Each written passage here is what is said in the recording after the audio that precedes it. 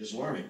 The findings of the special counsel conclusively refute your past and present assertions and have exposed you as having abused your position to knowingly promote false information. You might think it's okay that the campaign chairman of a presidential campaign would offer information about that campaign to a Russian oligarch in exchange for money or debt forgiveness. You might think that's okay. I don't. Wow. All 9 Republicans on the House Intelligence Committee calling for Congressman Adam Schiff to resign as chairman of the committee in the wake of the Mueller report. They accused the California Democrat of misleading the public by citing evidence of Trump-Russia collusion, even after the report cleared the president of such a charge. Joining me right now is Fox News contributor Trey Gowdy. He is a former Republican congressman from South Carolina, and he is the former chairman of the House Oversight Committee. He is also a former federal prosecutor. And Congressman, it's always a pleasure to see you. Thanks so much for joining us. Yes, ma'am. Thank you. Well, assess that. I mean, have you ever seen anything like that? 9 Republicans are asking the chairman to step down. What is your reaction to Adam Schiff's behavior? Never seen that before. We had a lot of bad days, the 8 years I was in Congress, but we never voted to remove or ask a chairperson to step down. Adam is a deeply partisan person. He did everything he could to make sure that Hillary Clinton became the next president, and he's done everything he could since he failed at that to keep a cloud over the Trump presidency. So the folks on the House Intelligence Committee on the Republican side, Maria, are not members of the Crazy Caucus. They're not bomb throwers. It's Elise Stefanik. It's Will Hurd, who was a CIA employee. It's Johnny Ratcliffe, who was a terrorism prosecutor. It's not part of the Crazy Caucus. These are reasonable Republicans, all of whom unanimously said, Adam, we've lost confidence in your ability to lead. And I think the next thing that's going to happen is the different intelligence communities, the different intelligence entities are going to say, you know what, Chairman Schiff, if you don't believe the information we provide to you, if you prejudge the outcome of investigations, if you have the President of the United States not just indicted but in jail, and you continue to leak like a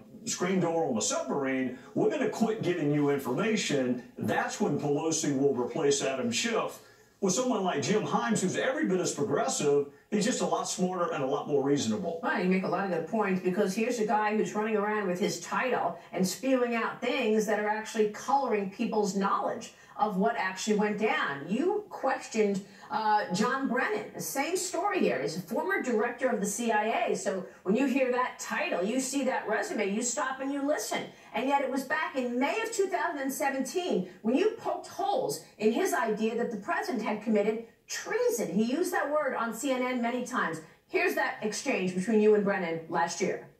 It's a really simple question.